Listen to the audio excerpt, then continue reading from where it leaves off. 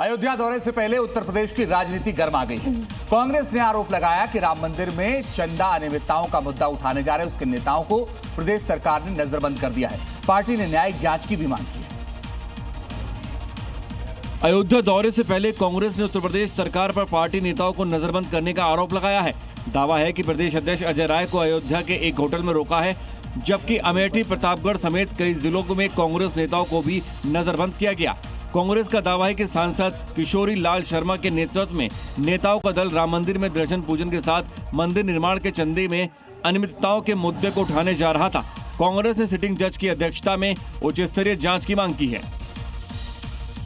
बड़ी खबर कानपुर से है, जहां पर गोलीकांड का आरोपी अरेस्ट हुआ है।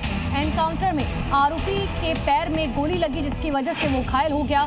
कमिश्नर आवास के पास उसने गोली मारी थी। दोनों आरोपियों पर पहले से कई मामले दर्ज थे, जिनसे अब पूछताछ की जा रही है।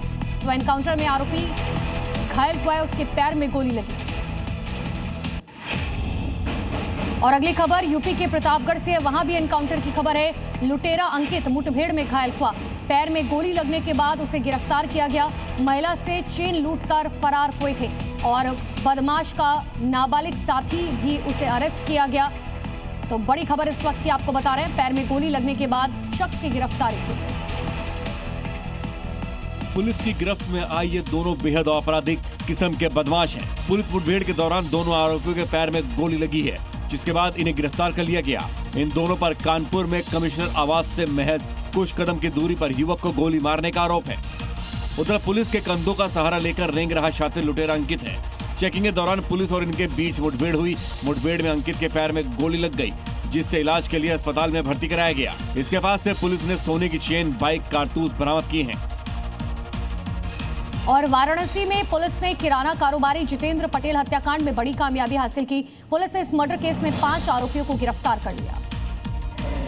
मुठभेड़ के दौरान 2 शूटर पुलिस की जवाबी फायरिंग में घायल हो गए और पुलिस ने उन्हें गिरफ्तार कर लिया। पकड़े गए 2 आरोपियों की निशानदेही पर पुलिस ने साइबर गैंग से जुड़े 3 और आरोपियों को गिरफ्तार किया है।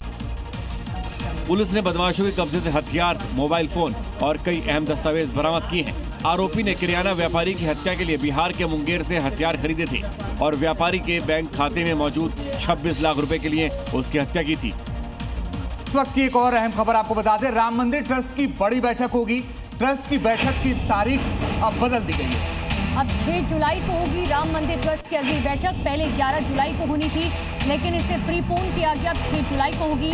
ट्रस्ट पुनर्गठन पर एक नया फैसला हो सकता है। चंपत राय, अनिल मिश्रा पर भी चर्चा संभव है।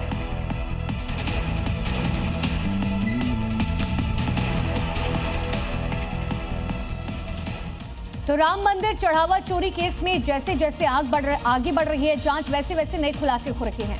अब मामले में आरोपी लवकुश मिश्रा से जुड़ा एक चौंकाने वाला खुलासा हुआ है। हर महीने 17,000 कमाने वाला लवकुश अयोध्या में ही 1 करोड़ का एक आलीशान घर बनवा रहा है। और जी मीडिया की टीम लवकुश के निर्माणाधीन मकान तक पहुंची तो मकान देखकर हैरान रह गई, क्योंकि राम मंदिर के चढ़ावे गिनती करने वाले जिस लवकुश मिश्रा, जो 1 साल पहले तक किराए के मकान में रहता था, जिसकी सैलरी भी 17,000 रुपए महीने थी, उसने अक्टूबर 2025 में अयोध्या में शहादतगंज इलाके में अपनी पत्नी सुप्रिया मिश्रा के नाम से 1000 स्क्वायर फीट की एक जमीन खरीदी थी, जिसकी कीमत करीब 25 लाख रुपए बताई जा रही है। और इस जमीन पर करीब 1 करोड़ की लागत से 3 मंजिला मकान बनवा रहा था। ऐसे में उसकी आय के मुकाबले इतनी बड़ी संपत्ति पर अब सवाल उठ रहे हैं। एसआईटी अब बाकी आरोपियों की भी संपत्ति खंगालने में जुट गई है। बड़ी खबर आपको बताते हैं, दान चोरी के मामले पर बोले असदुद्दीन ओवैसी, मुस्लिम होता तो गोली मार देते। मुस्लिम को मारकर मामला खत्म कर देते, मुस्लिम होता तो बुलडोजर चल जाता। चंपत राय तो मजे में है, आरोपियों की रिमांड नहीं ली जा रही, ये असदुद्दीन ओवैसी की तरफ से कहा गया। ट्रस्ट में अगर किसी मुसलमान को रख देते तो ले जाकर गोली मार देते, उसको मामला खत्म हो जाता। गलती उन्होंने की, मुसलमान को खाई नहीं, रख देते उसको, मामला खत्म हो जाता ना। अब क्या बोलेंगे, अब चंपक हो रहा है।